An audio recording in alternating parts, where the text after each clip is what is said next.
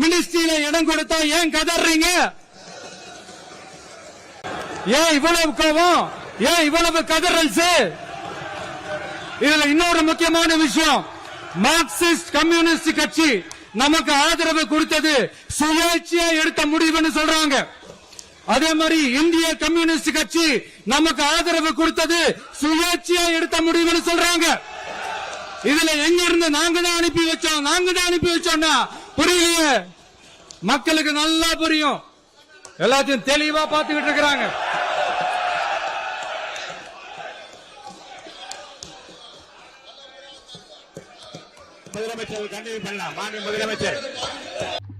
எல்லா விஷயத்தையுமே நம்ம பேப்பர் பார்க்காம படிக்கணும்னு எதிர்பார்க்க கூடாது.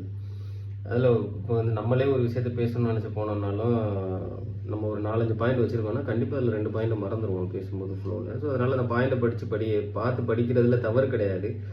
ஒரே ஒரு விஷயம், அதில் எழுதியிருக்க அத்தனை விஷயமும் நம்ம முதலமைச்சர் விஜய் அவரோட ஒப்புதலோட, அவரோட அனுமதியோட எழுதப்பட்ட விஷயங்கள் தான், அவரோட இன்புட்டை வச்சு எழுதப்பட்ட விஷயங்கள் தான். அந்த ஃப்ளோக்காக அந்த ஒரு எதையுமே மிஸ் அவுட் பண்ணிடக்கூடாது, எதையும் தவறான வார்த்தைகளை பயன்படுத்திடக்கூடாதுங்கிறதுக்காக பார்த்து படிக்கிறாப்புல.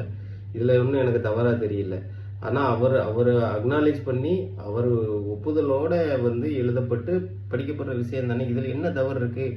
நம்மளே ஒரு ஆஃபீஸில் ஒரு ப்ரெசன்டேஷன் போகிறோன்னா நம்ம எதுக்கு பிபிடிலாம் ரெடி பண்ணிட்டு போகிறோம், அப்படியே போய் நின்று பேச வேண்டியதானே. அது எதுக்கு?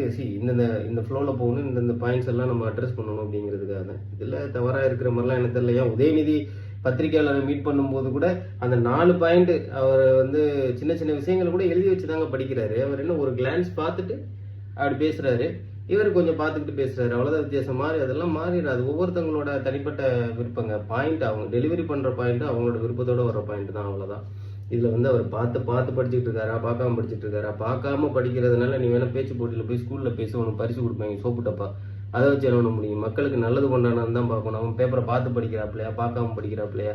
இப்போ பார்க்காம பேசினாரு, அதுதான் அவரோட ஓன் அப்படியே ஃபுல் எமோஷனலோட பேசினாருன்னு வச்சுக்கிறீங்களே.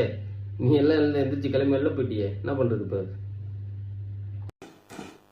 ஒரு ஊர்ல ஒரு பெரியவர் வெயில் ரொம்ப ஜாஸ்தியா இருக்குன்னு சொல்லிட்டு கண்ணுக்கு மேல கை வச்சுக்கிட்டு இப்படி சுத்தி முத்தி தேடிக்கிட்டு இருந்தாராம்.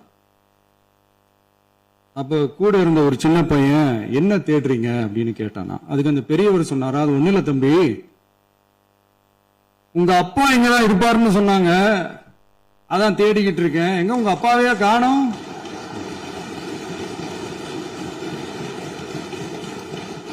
இல்ல, அந்த எங்களுக்கும் நக்கலா நையாண்டியா சம்பந்தம் இல்லாத குட்டி கதை